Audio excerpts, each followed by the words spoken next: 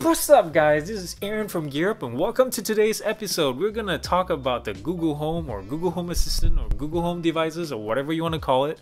But these things are awesome, and if you have it and want to make full use of it, I hope you watch this. My family has been using this device or devices for the past few weeks, and I'd like to present our 5 most used tricks and hope you enjoy it.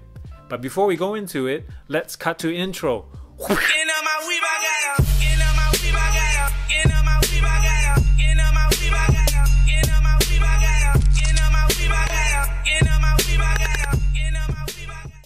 Just so you know, as you watch this video, I'm going to be cutting out the times when I use the Google hot words or hot word, just so I don't activate any of your devices. Consider that a public service announcement. Our family loves using the alarms. After a few months though, we got tired of those stupid chimes that you could not customize for however you tried.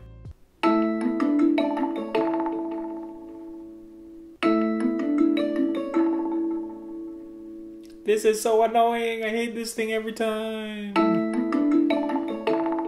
But Google just rolled out a new feature that lets you pair music to the alarms. So when you say, hey hot stuff, please set whatever alarm time to play whatever musician or band, you can do that and you'll wake up to it. But you can't play playlists yet. I hope they can set up playlists, but at least it gives you a surprise. You can say a band or you can say a singer and it will just surprise you with a song.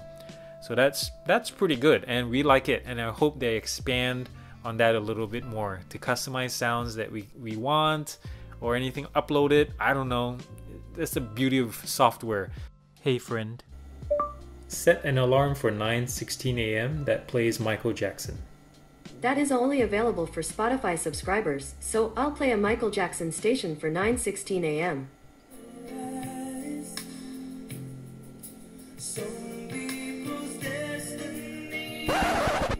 Another thing that my family loves to use, it's a little bit trivial and simple, but we enjoy it because of its simplicity and just for fun sometimes, is using greetings. When we say good morning or good evening or good night, Google responds in a context specific way. If I say good morning, as you know, instead of saying what's up today, you say good morning, it will read you all your news and your emails and the weather and what's on your calendar and such like that. When you say good night or good evening, it'll give you a different response every time. It's pretty cool and it's pretty fun. It's a nice little thing to play with the family sometimes. Hey Alexa, good morning.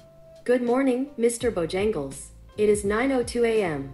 Currently in Fairview it's 52 and sunny. By the way, happy Black History Month. Another of Google Home's special powers is cooking in the kitchen. And we've used this a ton of times.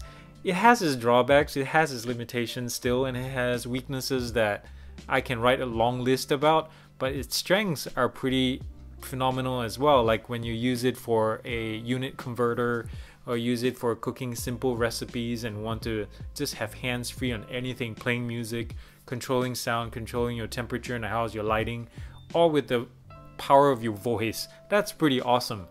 But cooking in itself is really fun and really simple, as I show you right here. Hey Star-Lord, recipes for mushroom fettuccine. Okay, I've got a recipe called creamy mushroom fettuccine from My Recipes. Does that sound good? Yes. Great, let's get started. Would you like to prepare the ingredients or skip to the instructions? Prepare the ingredients. There are 12 ingredients. I'll read them one by one. Let me know when you're ready for the next ingredient. The first ingredient is 1 9-ounce package refrigerated fresh fettuccine. So there you have it. Cooking is as easy as can be. Another feature we use a ton of is shopping lists. Did you know you can use your Google Home device to add things to your shopping list? Hey buddy, add Sprout strawberries to the shopping list. Okay, I've added Sprout strawberries to your shopping list. Hey Google, add Safeway strawberries to the shopping list. Okay, I've added Safeway and strawberries to your shopping list. Say what? What are you doing, man? You piece of crap. My wife and I use this all the time and we have it shared.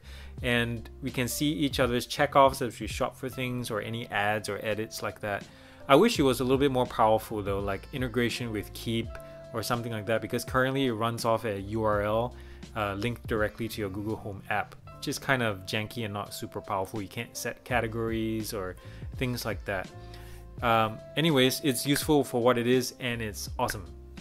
The last thing on our list is something that I've been asking for since the beginning of Google Assistant / Chromecast days, which is the ability to turn on and off your TV with the power of your voice. It has improved my workflow so immensely around the house. When you're done with the TV and you forget to turn it off with your remote, you can just call it out through your Google Home and say off, and it will shut it off. You just have to say the keyword, call it out by its name, or just the TV if you have only one connected TV, and it will do its work on and off. And the last thing that's kind of related to this, and I think I have to backtrack a little bit. So like with Amazon and Google, they've launched devices, their home assistant devices, where they have screens now, so it's kind of like your futuristic home from Jetsons and all that kind of stuff. But it's only natural that your environment is not just limited to those, but part of your environment is also your TV. So Google has launched something, I think it's an experiment, but I hope it becomes something bigger, which is weather cards. So you can call out to Google and say, hey, Google, show me the weather on my TV, and it will show this.